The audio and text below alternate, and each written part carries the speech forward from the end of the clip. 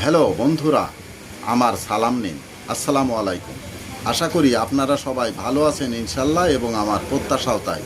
সেই সাথে আমার প্রীতি ও শুভেচ্ছা নিন।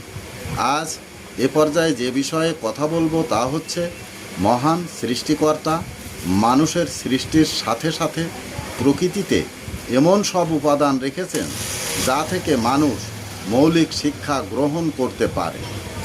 আর এই শিক্ষাই মানুষের জীবন চলার পথের আসল বা টেকসই শিক্ষা। সত্যি বলতে কি, প্রকৃতি থেকে যে শিক্ষা গ্রহণ করা যায় তাই মৌলিক শিক্ষা বা তত্ত্ব। এ পর্যায়ে এখানেই রাখছি। ততক্ষণ পর্যন্ত সবাই ভালো থাকুন, সুস্থ থাকুন এবং নিরাপদে থাকুন। শুভকামনা নিরন্তর সবার জন্য সবসময়। ধন্যবাদ ফেসবুক মেটা, ধন্যবাদ সকল বন্ধু সহ সবাইকে। আবার দেখা হবে অন্য কোনো ভিডিওতে। আল্লাহ হাফেজ।